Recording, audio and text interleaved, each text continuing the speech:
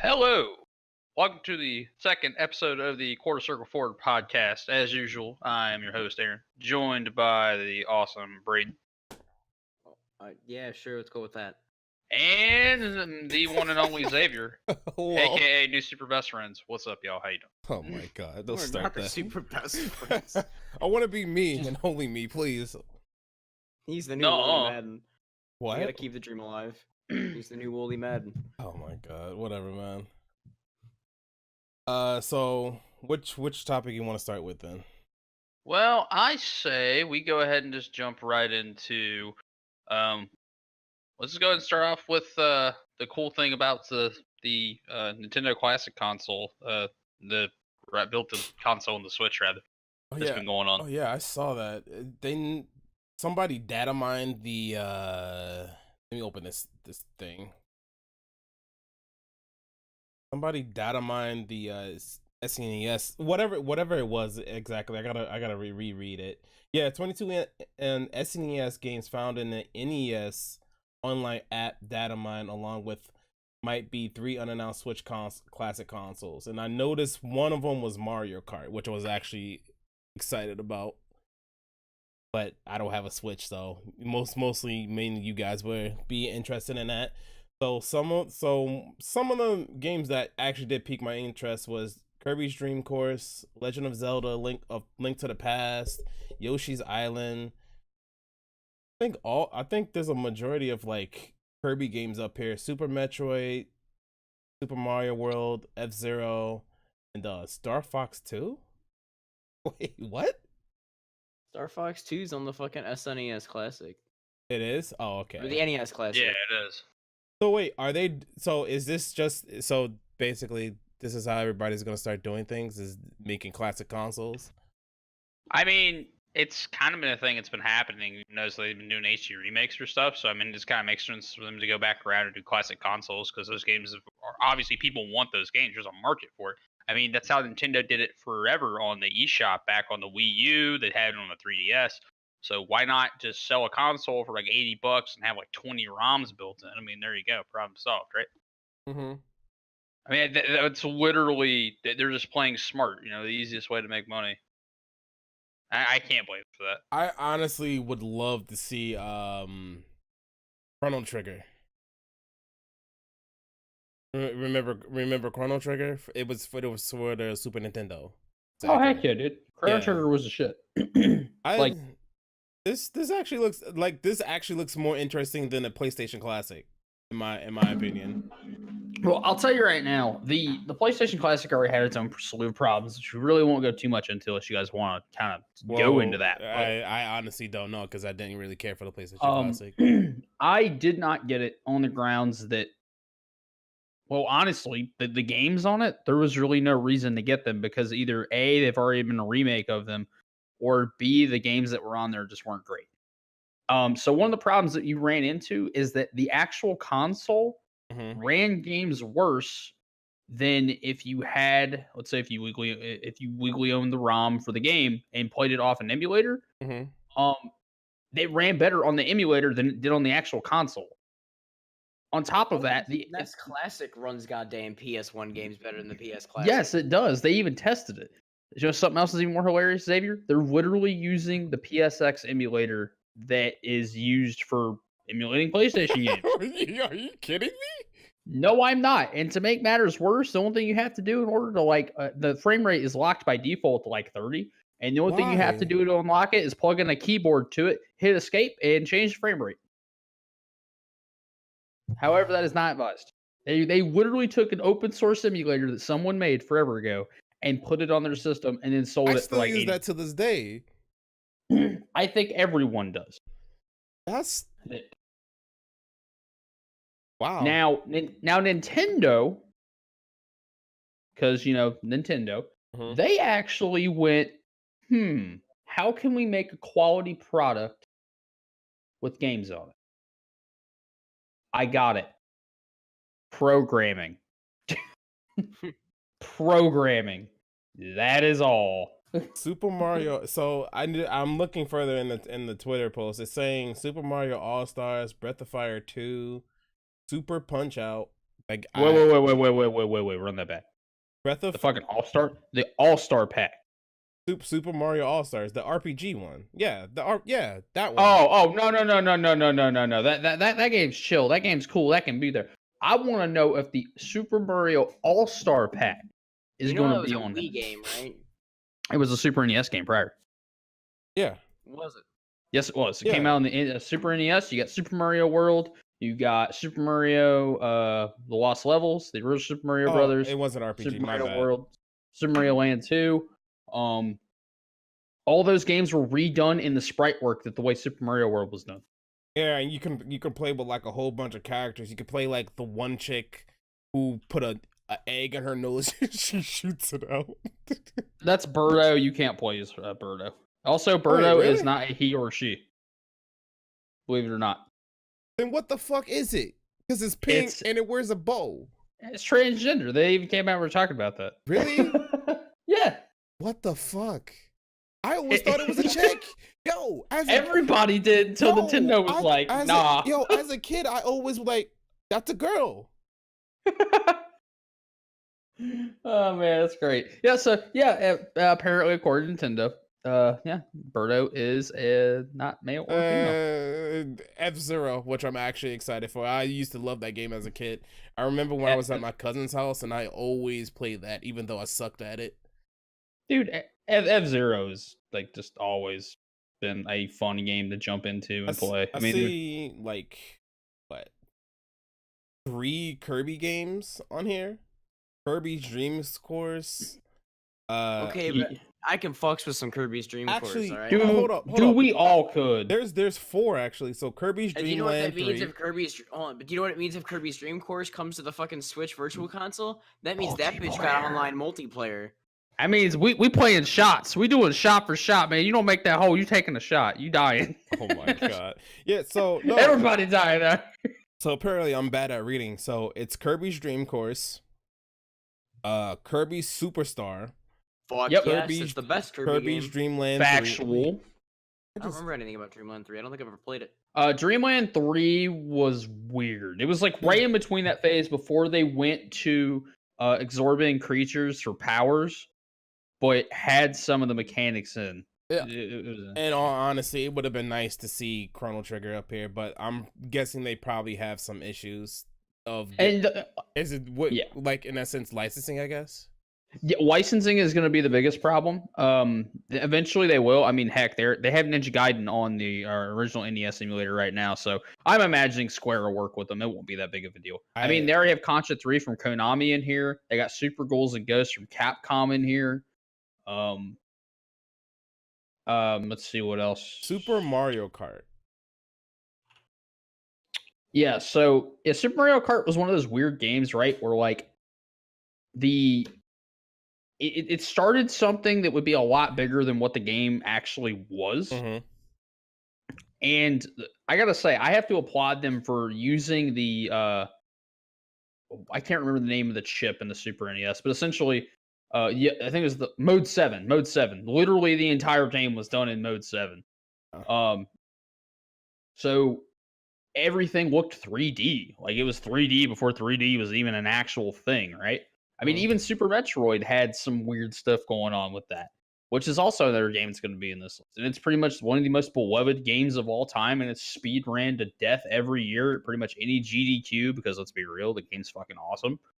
I mean, honestly, you know what's weird about here? Star Fox. Like, yeah, so Star Fox was I never liked the original Star Fox. I could never get into it. I tried. Really get into Star Fox. In fact, you know what's sad? Now I'm gonna get a lot of shit for this, but go ahead. I'm not such a fan of the style of how Star Fox games play.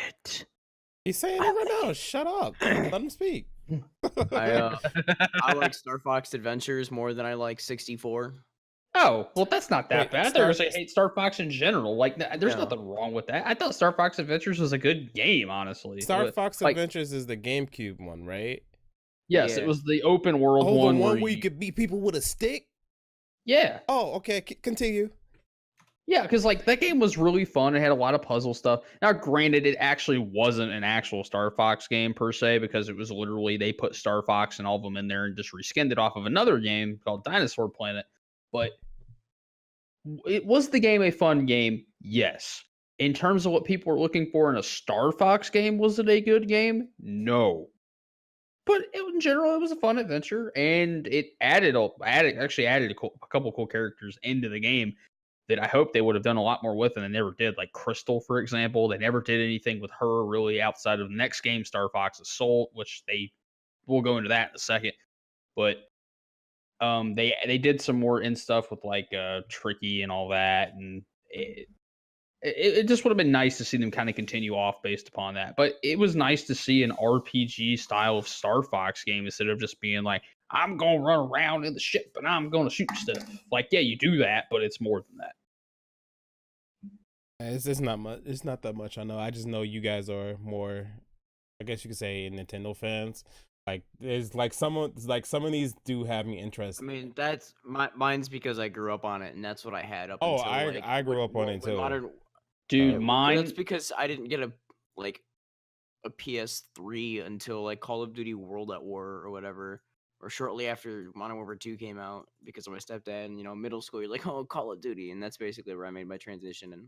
But I still will die hard for Nintendo.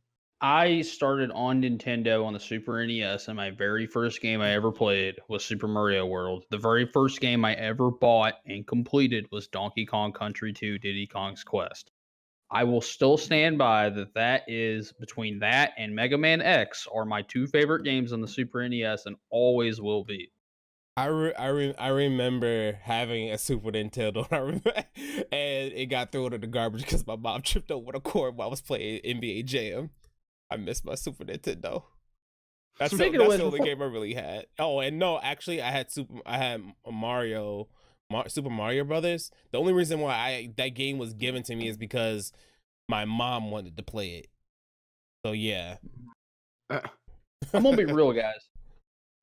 If you had to pick one game off the Super NES to play and only play that one, Kirby, what would you pick and why? Which Kirby specifically, Xavier? It doesn't matter. Any one of them. I always enjoy Kirby games. Kirby game. All right, that's respectable. Why? Dream Course, obviously. What? Why? Obviously, it would be Dream Course. Oh yeah, Dream Course has the most replay value. Like I remember going on. I remember having Kirby and the little battery they had in the game so you can save memory and stuff. I remember going out of my way and having my mom take me to the store so I could get a battery so I can play that. That was actually one of my I remember playing that a lot when I was growing up. I just want to interject here because I just saw Tyler talking about it because it's gonna make Aaron very upset. But Tyler has Resident Evil 2 on Steam from an early copy, and he says if you've got a shared library, you have access to it. Well, I know what I'm doing tonight. Anyway, so continuing, so Xavier, that's a good choice, man. I definitely respect that. I would anyway, because your opinion is valid and it matters, and you're a cool, chill dude. The Link to the Past is the only Zelda game on the SNES, so that's the one that I would take. Oh heck yeah, dude, Braden, you're the biggest Zelda fanboy in here, and that's valid. I'm not a Zelda fan at all. Validate what you just said. I own 3 different versions of the Twilight Princess guides. I am missing 2 for the GameCube games. I'm trying to find them. I own the original Wind Waker guide. I own the Majora's Mask guide, the Ocarina of Time guide. And it just like how he's a big fan of that, I'm probably so I love the old style Donkey Kong Country games. I would actually say I'm probably one of the biggest Donkey Kong. Now that I think about it, that's not on there either. That's what I'm saying. Like Donkey Kong Country is not on this list. You'll hear something weirder. The Super NES Classic only has Donkey Kong Country 1, which isn't even, in my opinion, the best one. 2 is the better version of the game. Not only did it ramp up the difficulty, but it added in a bunch of cool new things that you can do. You have Dixie Kong, who had the ability to fly. The animal buddies, you could ride on the back of them and do some cool jumping stuff. Now there's more of those. There's Squirts the Spider. There's the giant hopping spring snake. I can't remember his name off the top of my head. It's been a while since I looked at any kind of instructional guide. But for me, the only ones that really interest me is the Kirby's, Yoshi's Island, and F-Zero. Like these other games, I guess, were added bonus for me, but I my interest is instantly peaked when I saw Kirby and Yoshi's Island. Out of this list, the games that really jump out to me are Yoshi's Island, because that opening soundtrack makes me cry all the fucking time. I don't know why, it just does, but I love it so much. Link to the Past. Super Metroid. And honestly, Contra 3 Alien Wars, man, playing that shit co-op, oh my god. You just reminded me that I have to actually go and finish my run of Super Metroid, because I still didn't finish the game. It's on my SNES Classic, which when I moved, I haven't been able to find all the cables for. Here's the real question, Braden. When you gonna do that Link to the Past Super Metroid randomizer run? When you gonna stream that? Well, first of all, I've only ever finished Link to the Past twice, if you count fucking Link Between Worlds as Link to the Past, as completing Link to the Past. I kind of do. It's a sequel, so I mean, you know. All right. So, Oh no, go on. and then I've only completed Link to the Past itself once, and then Link Between Worlds. So I'm a little behind, and I've never finished Super Metroid. As a matter of fact, I'm still on my first playthrough. So the next topic, if you guys want to talk about, is Evo Japan 2019. So apparently, Evo Japan 2019 is supposed to have 20 games, and Jeez. Shit. yeah, Let's so- go through this list. so Yo, wait, hold on. Cross Tag's not on this list, but Central Fiction is. Huh. we don't talk about that game. Cross Tag? Yeah, fuck that game. Street Fighter 2 made it to Japan's Evo? Yeah, because it's the Ultra. Oh, so in Japan, there's actually a lot of people do play this game. So the one of the games, so the list, so some of the notable ones is Blaze Through Central Fiction, Marvel vs. Capcom Infinite, Capcom vs. SNK 2. Bro, hold on. I see Capcom. Yeah, I see fucking Capcom versus SNK 2. That game's my shit. Let me just go through this list like in its entirety. So we've got Blaze Blue Central Fiction, Capcom versus SNK 2, Catherine Full Body, What? Chaos Code, Dead or Alive 6, Dragon Ball Fighters. Amazingly enough, this game's still at a tournament. Fighting EX Layer, Guilty Gear XXX Core Plus R, Fatal Fury Special, Blade Strangers. Yep, I know what that is. MVCI, Million Arthur Arcana Blood, never heard of it. Poppin' Music, never heard of it. Psychic Force 2012, never heard of it. Skullgirls, Yep. Street Fighter 2, UMBC 3, Vampire Savior, Buriki 1, and something I can't read. Yeah, so most of these are Japanese, from like Japanese arcades, but one of the games that like piqued my interest the most was Vampire Savior. Do you guys know about Sako? Words are difficult. He plays Manat in Street Fighter 5. Was he? I'm trying to remember Vampire Savior. Wasn't that like the first Darkstalkers game before it was Darkstalkers? Am I thinking of something else? Yeah. Okay. Yeah, I couldn't remember. Like, honestly, this is a pretty impressive list for what they got going. Chaos Code was one of those weird fighting games. It's kind of fan made. It ended up being interesting in terms of what it was. Fighting EX Layer was the pretty much the 3D Street Fighter games. I heard a lot about Fighting EX Layer from the Super Best Friend cast, former Super Best Friend cast. Now it's Castle Super Beast. Fatal Fury Special is that one's also pretty good. Dead or Alive 6, that's an interesting choice. I guess it is out in Japan already. That makes sense. The elephant in the room here is Infinite, because I don't really get like the game was fun to play. The game mechanically was fun to play, but I had this pointed out to me. It when I was looked listening like to Castle fucking Super Beast. trash. Well, it looked awful. I have a response to that. So I was listening to the most recent, or I guess I'm still on the first episode of Castle Super Beast because I haven't finished it yet. But they made a comment that really stood out to me. MVC 3 looks like it came out after Infinite. Yeah, it does. So when Marvel vs. Capcom 3 came out, the game looked great. And then they just basically added things on top of that in Ultimate. And then Marvel vs. Capcom Infinite comes out, it looks like a mobile. It just looks really bad overall, but the game is actually fun. And Do you guys know about Street Fighter Cross Tekken?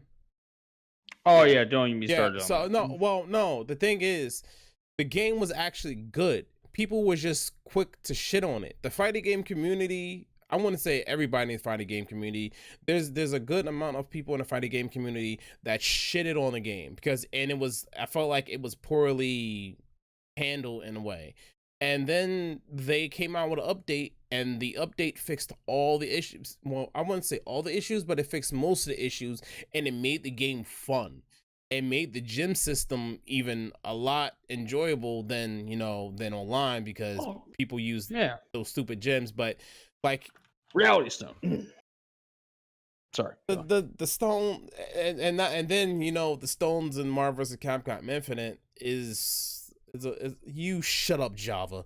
One of the Infinity Stones were great and everything. It's just, I think the game is fun. I still enjoy the game. Heck yeah, dude. The gym system was freaking cool. Like, just having the ability to be like, okay, so I'm going to pick this team, but this team needs to be synchronized around this gym, right? Yeah.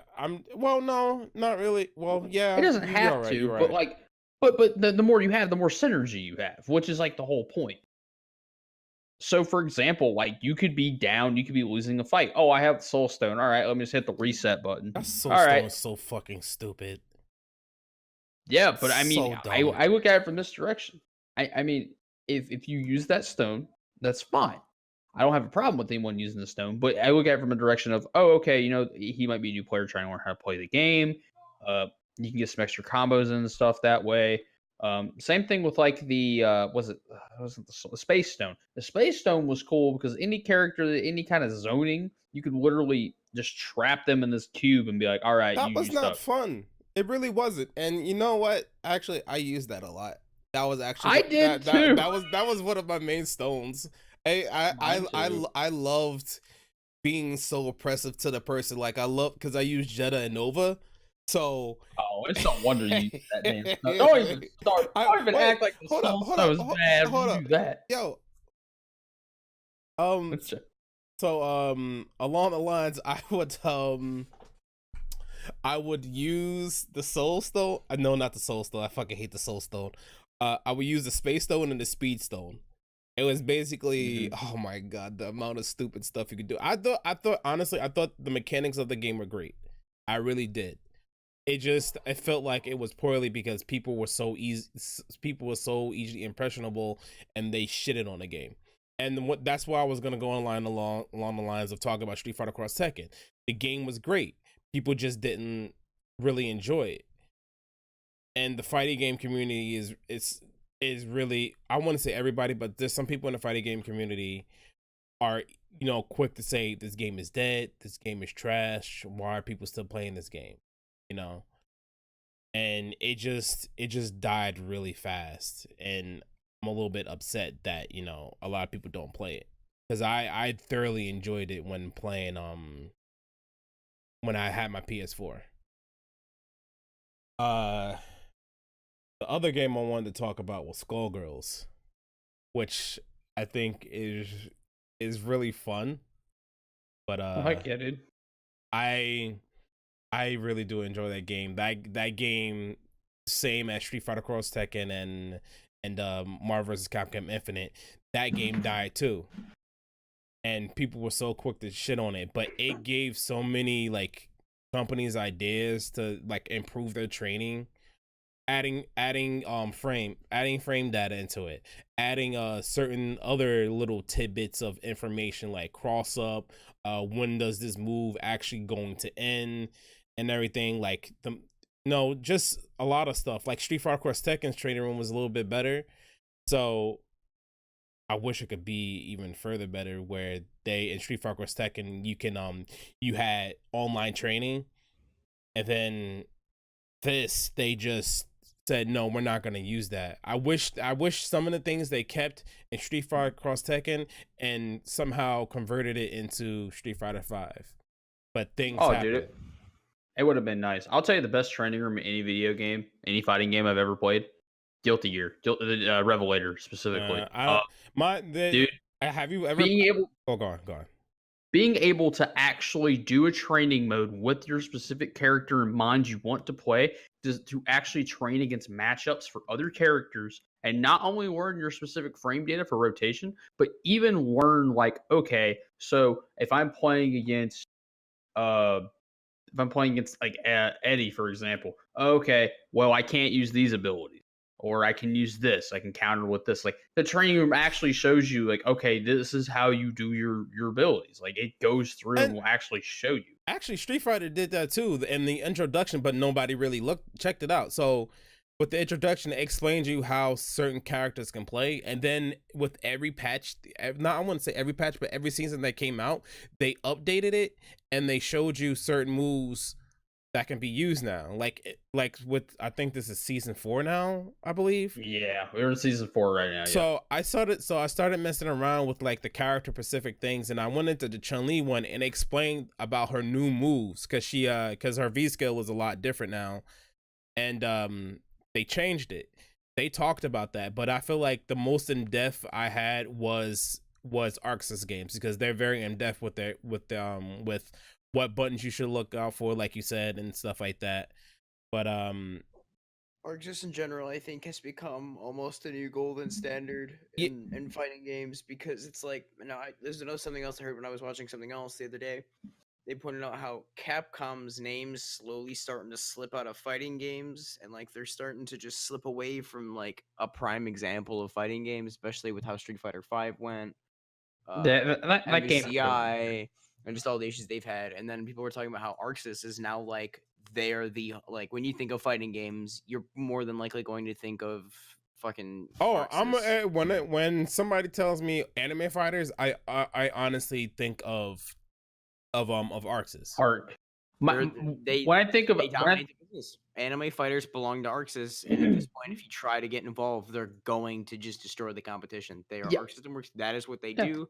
Their animation is fantastic. Their games run great. Their games play extremely well. Besides their netcode, I'm going to be real with you guys. Is honestly fine. Like I haven't run into issues. Netcode's kind of hit and miss. It really does depend on which game you play. It's different. But if you go on. Sorry. If you look at fighting games in general, if you compare an Arc System Works fighting game and a Street Fight and a Capcom fighting game side by side, there's going to be a couple distinct things you notice. First of all, Arxis polishes their games. Their polish, their fucking soundtrack, their everything about Arc System Works. The game looks pretty out the gate. Even if you aren't even interested in fighting games, you'll freaking look at this and be like, what the hell is this shit? Looks so cool. I don't know about that. My mom was actually watching me play Central Fiction the other day. You look at the animation, you look at how they do all that stuff, you look at the soundtrack. I have the soundtrack for every single Blaze Blue. We actually had family over, and I was playing Blaze Blue Central Fiction, and I was playing online. And you know what, that's the other thing. Like, I wish PC titles for like games like that, fighting games in general. Yeah, it's a little like the only one that's actually kind of like in a good way is Street Fighter V, even though a lot of people don't like Street Fighter V. But Dragon Ball's got a pretty active online. Street Fighter V introduced the only character I give a shit about, and that is the president of the world. G. Fuck that character.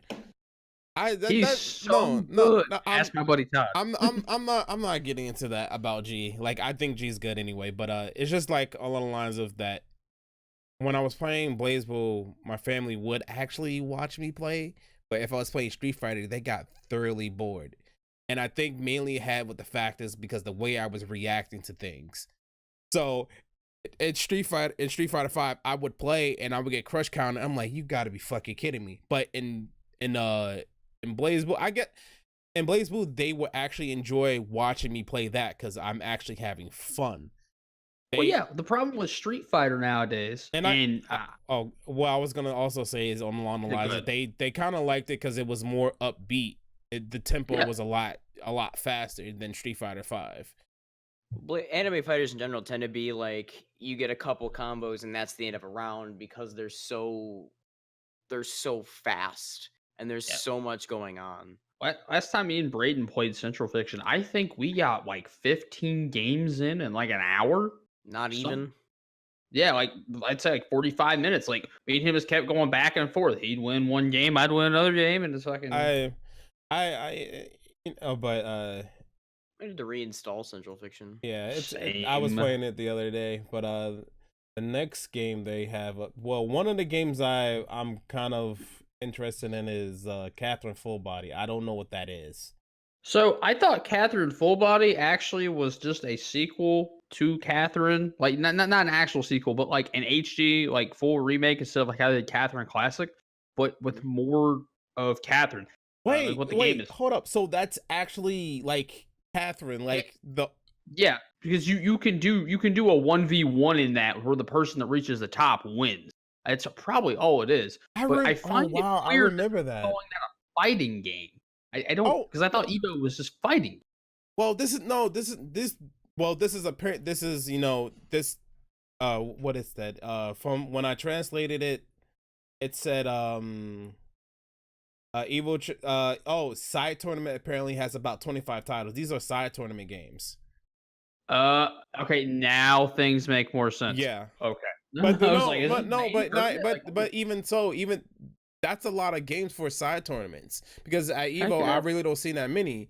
And when I went one year, I went to go play Street Fighter Cross Tekken, but but these are a lot of titles for a side tournament though, for side tournaments, and that's pretty good especially if you look at like Evo America, man. Like, these are definitely not gonna be like main titles like Catherine Full Body. Like, come on. Like, nah. That like but anyway, so Catherine, this is not the first time it's actually been played at an FGC event. So it's cool. Yeah, it's been played a couple of times, and actually me and a couple of my friends will play this like constantly. It was just fun, and we be stupid, and we take shots. But anything else you got to say, Braden, or nah? Anything else you want to talk about, or you want to move to the next topic? No, I'm just happy to see that Blaze Blue Central Fiction still getting represented. Yeah. I just want to add one quick thing about that whole boredom thing with Street Fighter real quick. Street Fighter has hit this weird point in its series, like Link. Like, if you look at that words. If you look back at games like Third Strike, where it was super fast, it was all about combos. It wasn't just footsies. It wasn't. I mean, Third Strike was like Third Strike had the footsies, right? But there was also really combo based. 5, it's literally just back and forth. You just wait until somebody like it's all footsies to me, and that's one of the reasons I got so bored of it. Like, I was sitting there playing with my buddy Todd, and I'm like, all right, I'm gonna wait for him to throw out something.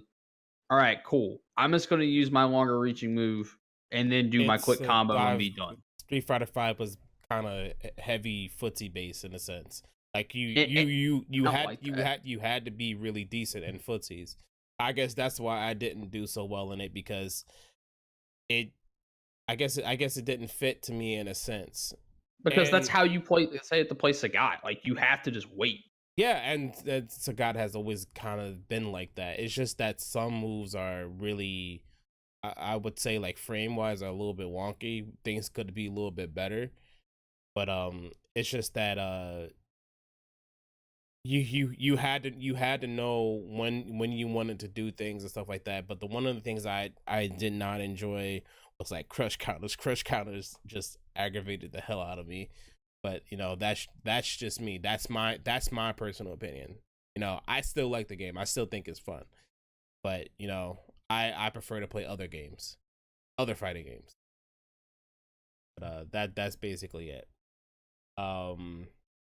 The next topic we could talk about is Epic Games' new refund policy, which, oh man, I thought it was something else. I was so ready. I was so fucking ready, and it wasn't what I thought it was. Damn it! Which never just go. We're gonna save that for later. But which in turn, they're trying to line their refund policy into what Steam is doing. Basically, no question. You got 2 hours in 2 weeks. Yeah, they're basically doing the same thing. They're really trying to compete with Steam, and I kind of like it. I kind of like that they're trying to shake things up in the sense of, clients wise and everything. The issue, yeah, it's good competition. But go on. Well, no, yes and no, but the issue with that is Steam's got such a foothold with gamers already that it is going to take you so goddamn much to get anybody to move from Steam to your launcher. Yeah. I mean, Like, Steam's been around since what? Early 2000s? like the only way I could actually see Epic getting a major foothold here is if they just start making their games be like discounted. September 12th, 2003. Yeah, Like- they're not going to be able to You're because not gonna be able to do that. well, because look at it from a standpoint from someone that owns a lot of Steam games, such as like now I'm not saying I have a lot because I mean there are people that have much more than I do, such as Austin and Travis, but like Mhm. I've got 480 Steam games. There is absolutely nothing that's gonna make me want to switch from a launcher that has all this development in here. I've got all my friends on here, all of my games are on here. There is absolutely nothing drawing me to Epic's launcher. yeah, And the one thing that I like we talked about last week with the Division 2, I can just get that through Uplay. So who fucking cares? Like Epic Launcher doesn't mean shit. It's just another layer of DRM that I don't need when I can just go through No, Uplay that's themselves. that's the other thing I just don't understand. Like, this is just me. I just think it's a little bit stupid that I'm going to buy something on either Steam or Epic Games client, and then it has to open another client. Why am I doing that? Like, and then somebody, and I remember, I think it was one of you guys that said because of their refund policy, but why? Well, that was what I did when I got Siege originally, and then a lot of times I noticed like sometimes the deals are on Steam and they won't be on the other launcher. Like in the case when I bought Siege's Gold Edition or whatever the hell it is that I bought. same for me too. When I bought Siege a while back, the deal wasn't on Uplay, and also I almost completely forgot that Uplay existed, and so I snagged up Siege and went, oh wait. But like when I bought Odyssey, it was on sale.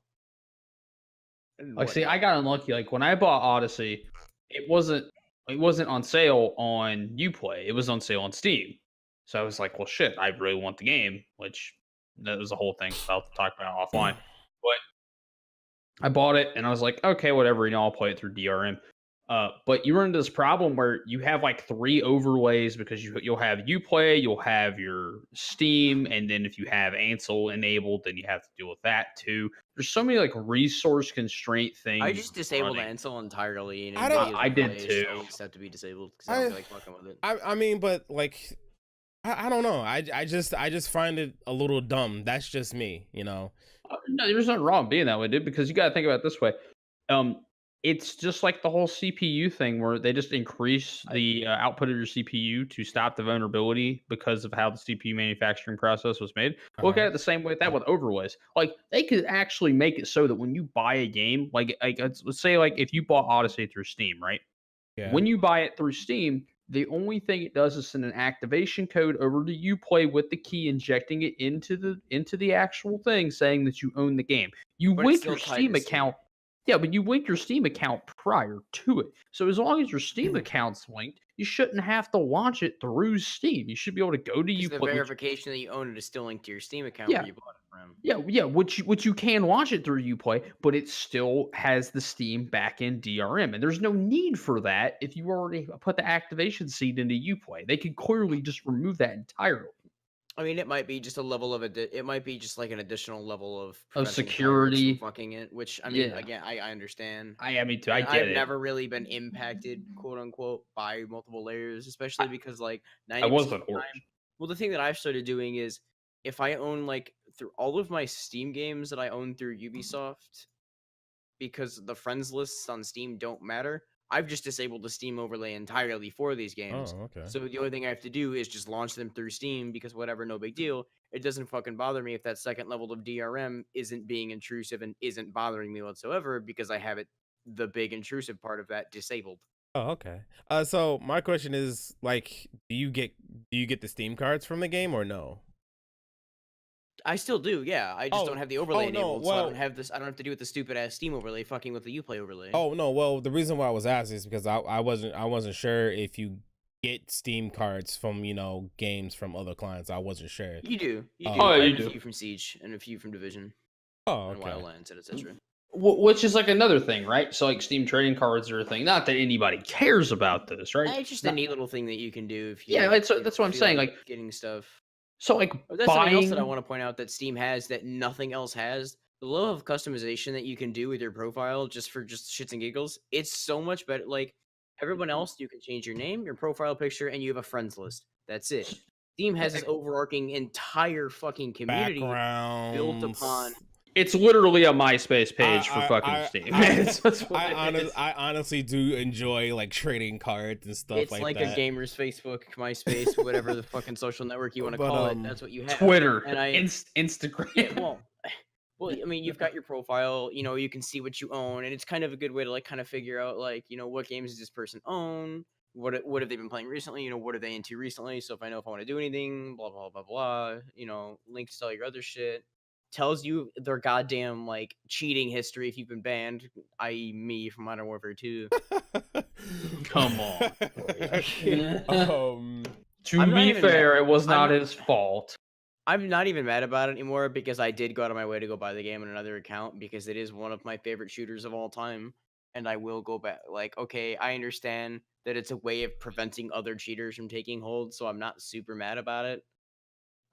But yeah, and just the idea of being able to see like even like wish list, the user reviews that I'm almost positive Steam's the only DRM that has that. Yeah. Yeah. I mean, there's some, but like I said, that. Oh, and to add on top, sorry, I didn't mean to cut you No, off, go on, but go like on. to add on top of that is every single game on Steam has like a community page where you can look at artwork people have done, screenshots, videos, the workshops, the news about the game, the guides, the reviews, people that are streaming it through Steam for some reason because apparently Steam streaming is still a thing. Yep.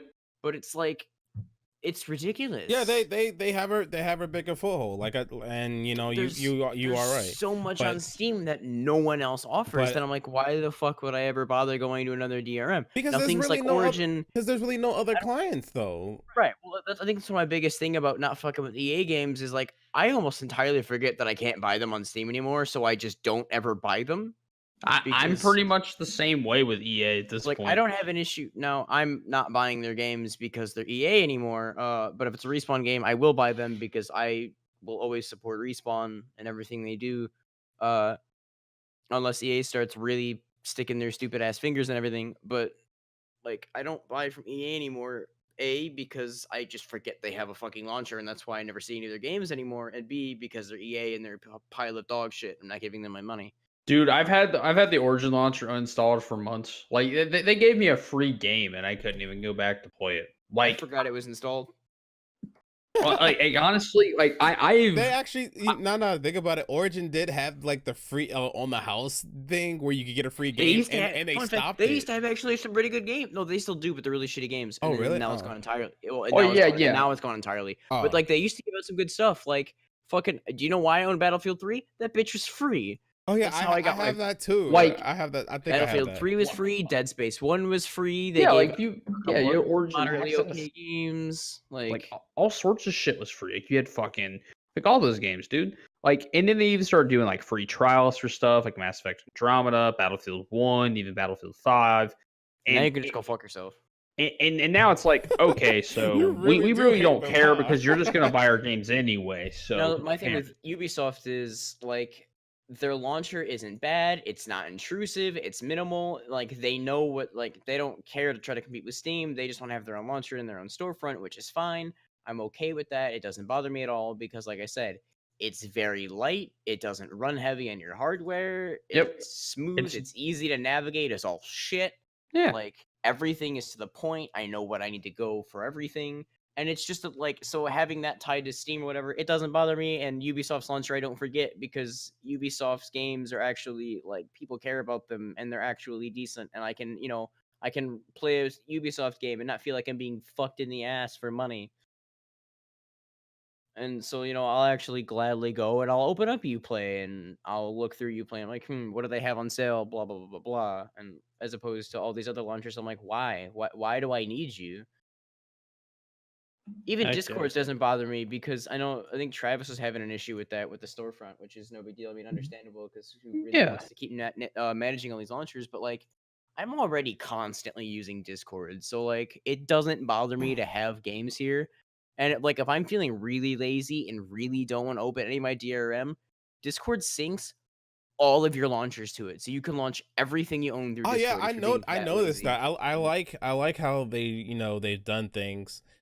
But Even the VR shit, you can launch like VR software through Discord. I didn't Dude, know not that. only that, but it's not even intrusive. Like, you don't open up an extra window. You literally click on one tab, bam, done. And from what I've noticed, Discord now starts with its overlay disabled for your games, unless you enable it yourself. Yeah, because a lot of people saw that annoying, and that's the one thing I like. And I'm guessing the reason why they changed, like Epic Games changed their policy, is because of Steam and how much better they are. Yeah, but then on top of that, I feel like they probably changed it because they they're trying to compete. Yeah. And for me, I kind of like it. Not the Epic Games client, because I think the way it looks is dumb. I hate that I keep popping in, but I just saw this that made me fucking it made me fucking happy because this game's goddamn great, and I made Aaron buy it because I was like, Aaron, you're gonna fucking love this game. They with the free games that you get for paying $10 a month or whatever to Discord for Nitro is ridiculous. And now, Aaron, they've added 20XX to the fucking Nitro games for free. Oh, that game is so good for what it is. Wow, they did. It's roguelike Mega Man X, and I fucking love that. I bought it and I just, oh my god! I'm speaking of which, we need to play that at some point. Okay. But anyway, okay, so for the remaining time we have left, basically what I'm saying is everything that I've been pointing out with launchers and shit. I don't have issues with you play Discord or Steam because they all work super fucking. They work good in their own way. They work together. They work good in their own way, and they work together fine. And I don't notice any issues with it. Whereas opposed to things like Origin or Epic, I'm like, I don't see a reason to move to you because you're not integrated with the shit I already use, and there's nothing that's drawing me there enough to make me want to do anything with your shit. Yeah. So the next topic is the yes, because I know Aaron's kind of excited for this, and I'm ready. I'm ready. So yesterday was the Mortal Kombat 11 reveal. Sorry. So the reveal showed some characters, some returning characters. They showed some new mechanics. It's been completely revamped. They showed a prologue of the story.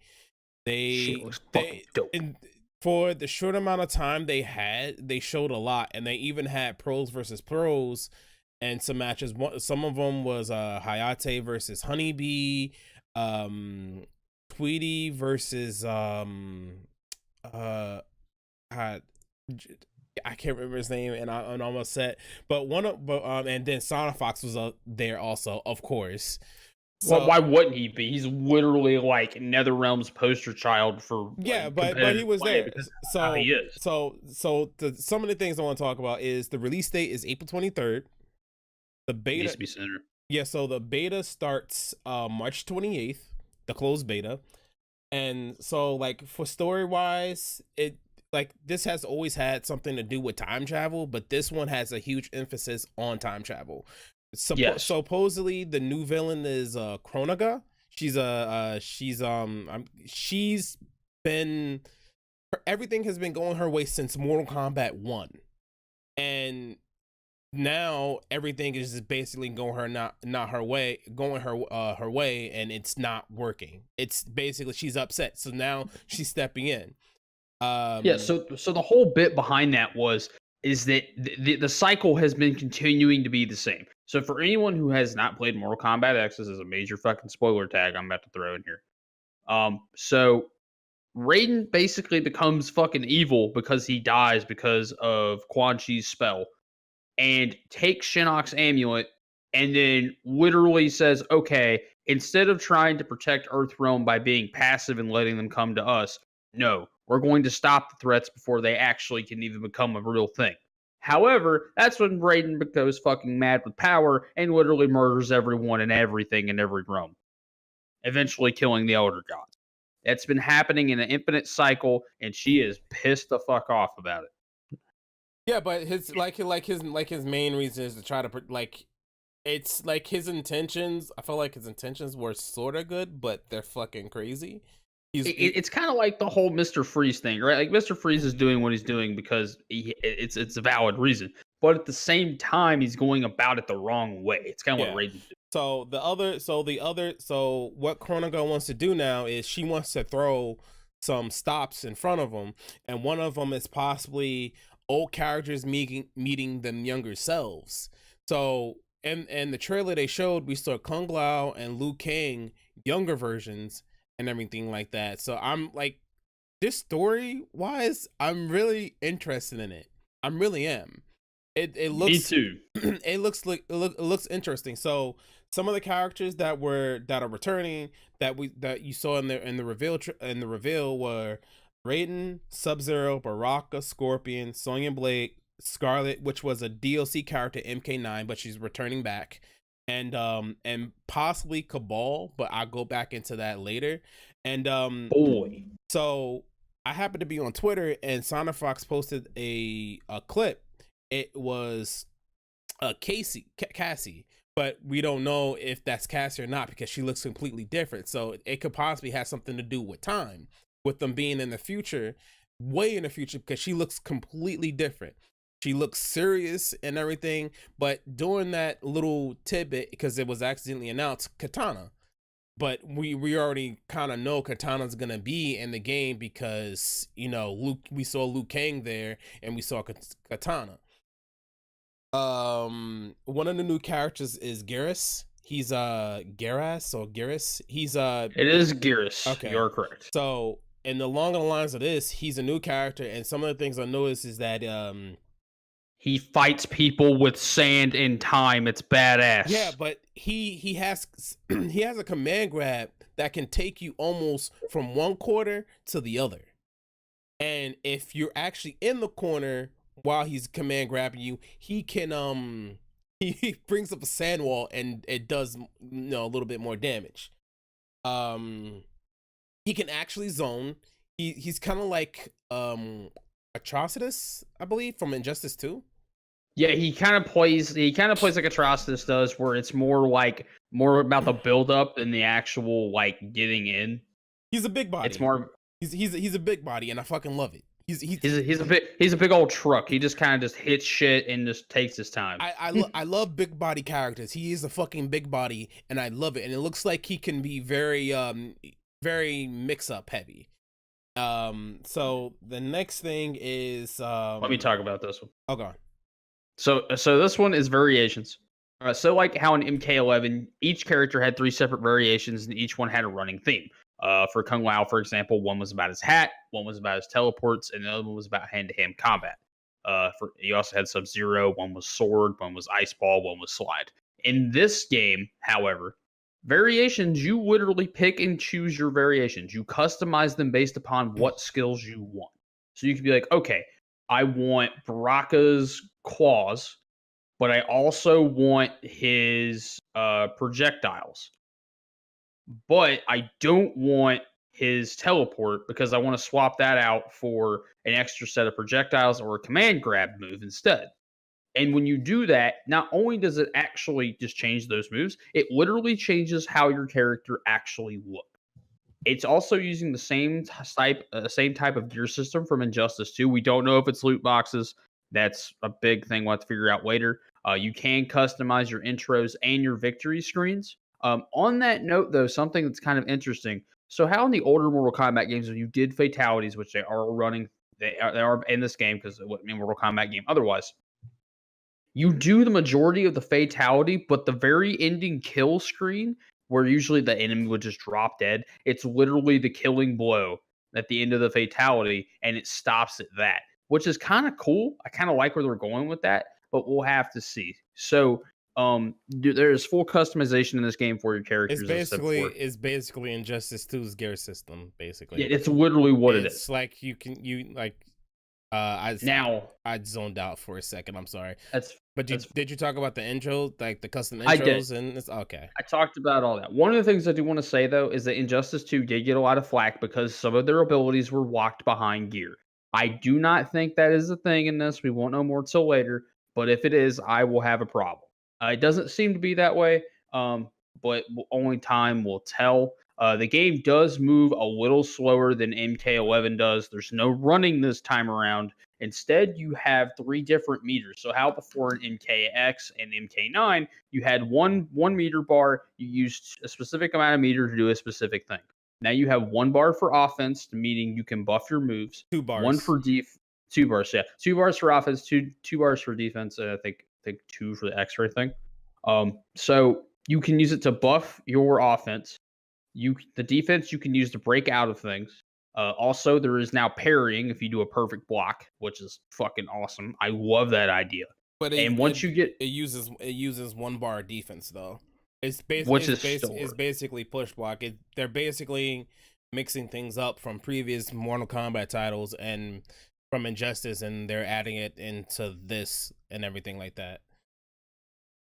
But and then I'll let you go. But but along the lines, it's like they're adding some new mechanics. They're removing some new mechanics. This one, from the looks of it, is, like you said, slow, and a lot of people are saying this game, like what I noticed when I was watching the reveal and when people were playing, is that it was more of walking back, letting your meter charge, and then going back in, because you don't gain meter anymore from getting hit or doing combos. And so combos in this one are very short and sweet, which is kind of good, instead of doing bigger combos. Yeah, you go in, you do what you need to do, you bounce. Yeah, it's not like but MK11 with Ermac, where it's bounce up and down, teleport around the corner, and then do all that. Yeah, I actually do play Ermac. Yeah, you do a lot of... you do all that. You don't even act like you do all that. But like one of the new mechanics is crushing blow. So with each character, they have either 5 or 6, and some of them have different priorities. Some can do restands, or some can pop you up, and you can actually finish the combo. The way you can actually get a crushing blow is by either beating a high attack or a grab. So if somebody does a jab or a grab and you're crouching and you do an uppercut, that's going to be considered a punish or a counter, in a sense where you get a crushing blow, and it does a shit ton of damage. It can do a good about 15%, especially if you have a character who has a move that can actually pop them up or restand them. You only can use it once per game, and I actually do like that it's only used once per game instead of used more than once, because if it was used more than one game, matches are gonna, end really slow, end really fast, and people are just gonna basically, look for you fishing for buttons. What else I want to talk about? The one new thing they added was rolls. Did you see that? Did you actually watch that? Wait, Aaron, you did watch it, right? Hello? Do we having an issue? Aaron? Oh god. Oh boy. I'll keep going. So sorry, I had a phone call. I was trying to pay attention and go at the same time. So you saw the thing about the rolls, right? Yeah. So the rolls are going to be the same way they are in Injustice 2. You do use a bar of meter to roll, and you can use that to either roll through projectiles. You can also use that to extend the combo if needed. Actually, you can only use it while you're knocked down. You can't really. You can't. It's not like Injustice. So with this, I thought I saw them use it when they were up in the. I'll have to rewatch it again, but I thought I saw them use it the other way. So there's like 2 ways you could do. I think it's either hitting 2 or 3 the buttons. So it's used as defensive option. So what they're doing is they're giving a lot more players defensive ways to stay alive and block, basically. In a sense, I can get down with that. Yeah. It's because in Mortal Kombat, you kind of always ran into this weird problem where if you got clipped one time, you basically just sat there and just ate dust up until you could either use your 2 bars of meter to get out of it, and then you're just stuck. Whereas in this game, it seems like they're actually doing, all right, here's what we're doing. No more getting locked down into a freaking combo. No, Like, it's not just that getting locked down a combo, is that they're, because in a lot of the other titles it was kind of difficult of getting out. So if you're blocking, you could do I think it's a flawless block, and you if I remember exactly, I think you had to use one bar of defense and one bar of offense. Yeah, that's correct. You use that because it's technically an offensive and defensive move. So if you do that, it will basically parry the move, leaving them open so you can go in, because you'll at that point the frame data will reset and you will have the advantage for I think a couple frames. No, I just know it's just basically you're parrying it, it pushes them back a little bit. Like, you just have to time it. But they changed interactables a little bit. So with this, interactables uses, since there's two bars, one for offense and one for defense, you can actually use two bars. You can use one bar offense and one bar defense to give yourself armor. And the thing with armor is actually kind of obsolete in a sense. So fatal blows, which is basically, I guess you could say A's, what the hell, is basically X-rays. So with, like, the only type of moves I noticed that have armor is interactables, if you're using one bar offense and defense, and basic fatal blows, which you need to get to 30% health. And once you use your fatal blow, you can't use it anymore. But if you miss it or is blocked, it goes on a short cooldown. It seems like with this game, they're going a lot more into cooldown wise with certain things, which is actually pretty good. I don't know how long it lasted. It looked like it was on cooldown for like 10 seconds or so, or probably shorter than that. But go on. I was gonna say it's kind of like the whole Tekken 7 with the rage meter. They're kind of trying to add this sort of dynamic at the end of every fight to make it seem like, okay, so even if you are down, it's not a rage meter in that sense. It's just I mean, it is if you think about it, because it literally is it's a thing that is sitting there, because in Tekken 7, not only do you do extra damage, you can choose to exchange that extra damage for the equivalent of a super. Yeah, in Mortal Kombat, it's kind of the same way in that sense. And I don't see it that way, because at least in Tekken, if you play the next round, you can still use rage. And this is used once. It's more of I could kind of see it that way, but I really don't see it's more yes and no, because you can only use it once, one per game.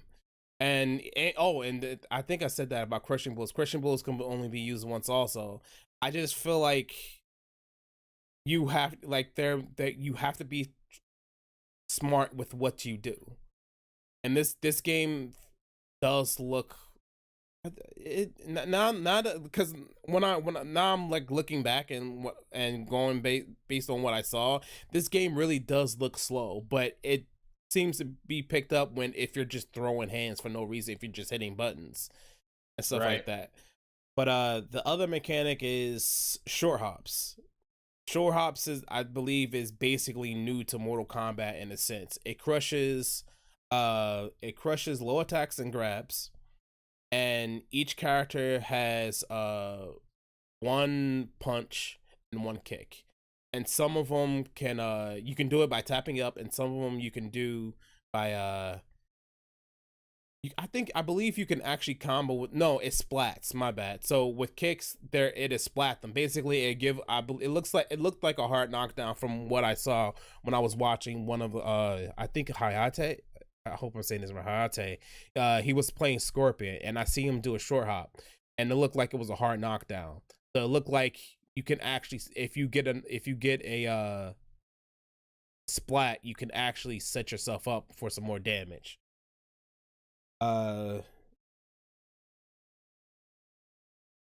Combat Cast. Combat Cast is basically coming back, and the thing about Cabal is that some people, when they were during the talk about Combat Cast coming back, which is going to be January 30th, they did a little transition where it looked like a ball. Please be Cabal. It's my main character So- from Mortal no, Kombat some- 9. I miss like- him so much. Like some people think it's Cabal. I hope it's Cabal. And with I with want the, it to be. wait, did he die in 9? I don't remember. I've not played 9 story in a long time. However, I do know this. Cabal's badass. He uses hook swords. He throws saws at you. He's Fuck with annoying. He better not be like how he was in 9. In all honesty, Dude, I want him to be so bad. I used to troll people. It's not that. It's just the fact that I don't want to make it seem like, I'm just being salty. He was pretty fucking oppressive. Dude, he had a lot of tools that he shouldn't have had. I'm just gonna be real. He had a lot to his kit that other people needed. But that's how he was in previous games. And then and then on top of that, they're giving a lot of characters new moves. Like Scorpion, from the looks of it, Scorpion has a dot move. It basically his hook isn't the same either. Like, it's not just a forward hook now. You can do a lot more with it. You can like bounce it off the ground. You can use you're talking about Cabal, right? No, I'm talking about Scorpion. Like, you can fucking use his actual like grappling hook thing that he uses. Grappling hook. It's a spear. It's a little knife attached to a blade. Bro, that is not a spear. I don't care what they say. They called it a spear. I'm saying what they say. Okay, Ed Boon says it's a spear. I'm gonna call it a spear. I understand that Ed Boon calls it a spear. I'm not disagreeing with you on that. I'm disagreeing the fact that it looks like a fucking chain with a blade on it. That's called a chain blade. That's what that is. It doesn't fucking matter. He can fucking swing it around now. I know. I'm not disagreeing with you. Okay. Why are we arguing? I don't know. Shit. I was like, Braden's sitting over the corner like, shit, man, I'm fucking know. I thought you were denying what I was saying. Actually, no, yeah, you were.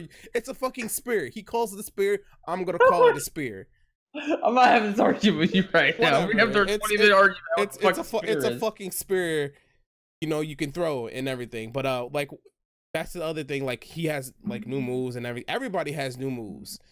And like, one of the new moves I noticed was Sub-Zero also, where he was shooting at numerous icicles at you, and I thought that was kind of dope.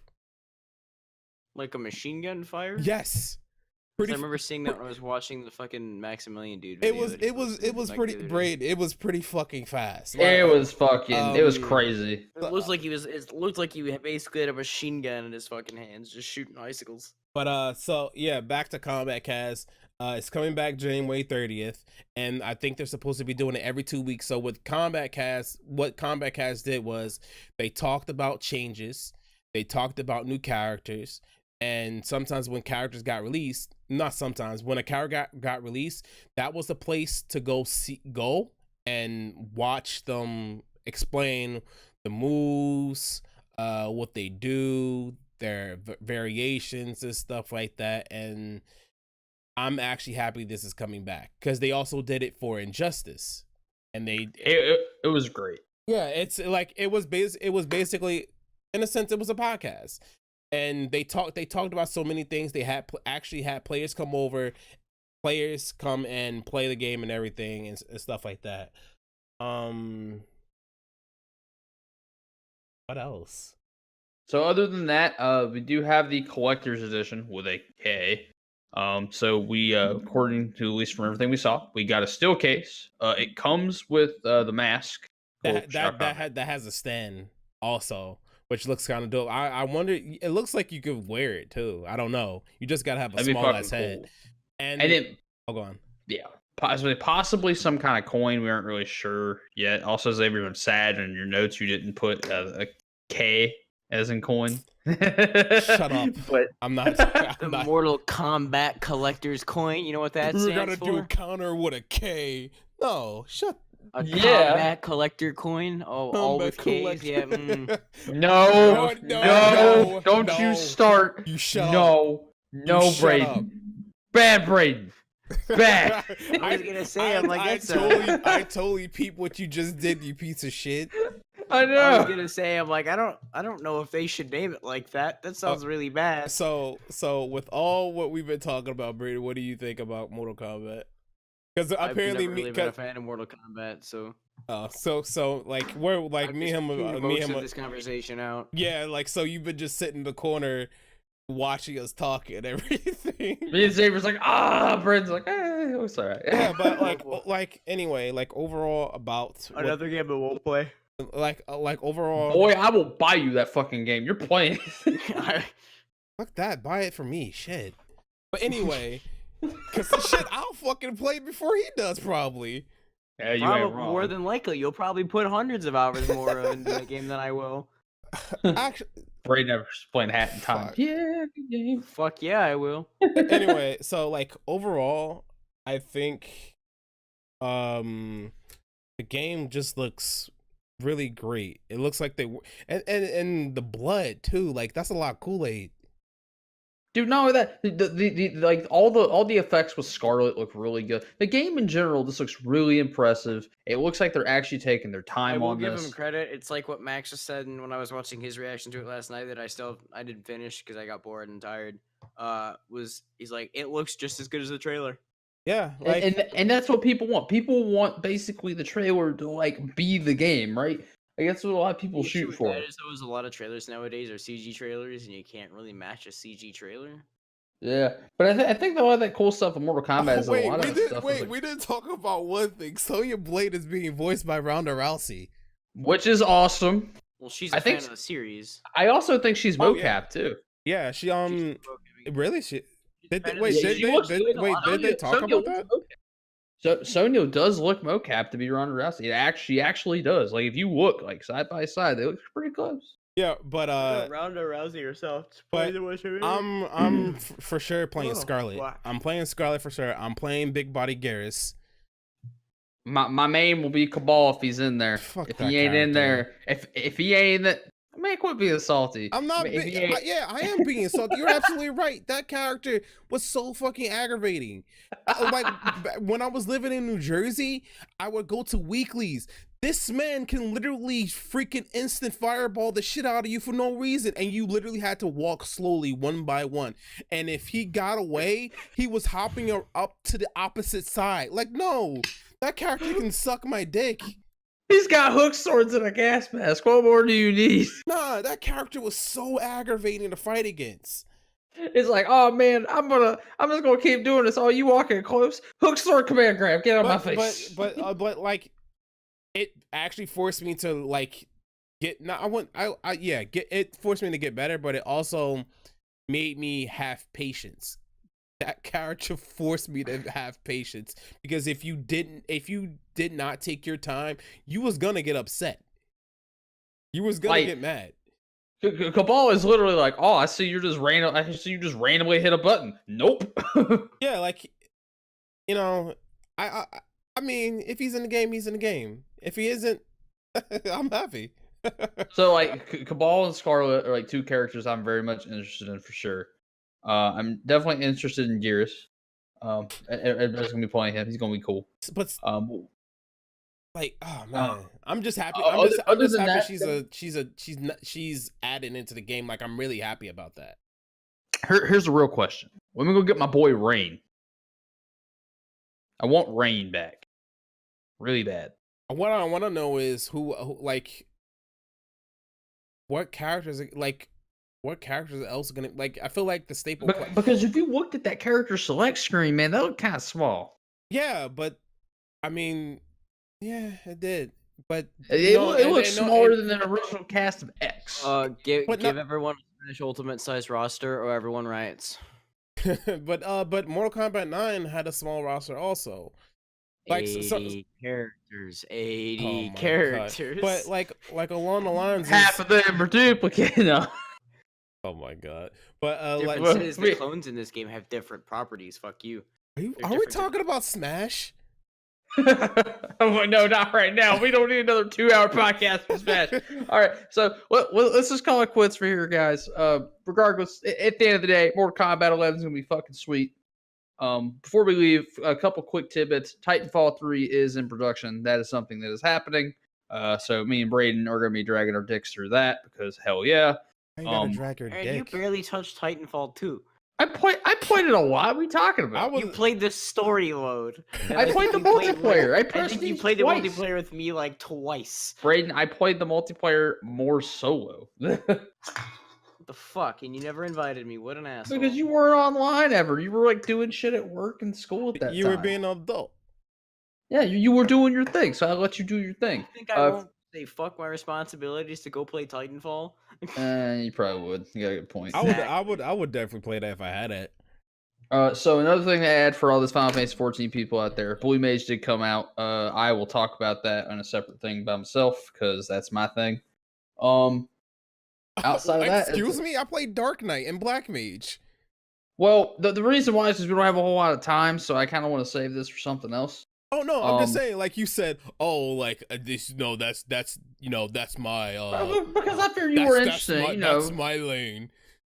Well, because it's like you're kind of doing your own thing, Xavier, with that, and then Braden, he's still kind of new to it, and he can't afford it right now, so he's dealing with his own thing. So, otherwise, he'd get back into it. But that's all the time we got for now, gentlemen. This is the Coral Circle Forward Podcast signing off. We'll be back next week with some more stuff. Yeah. Thank you all for joining us, and you all have a good night.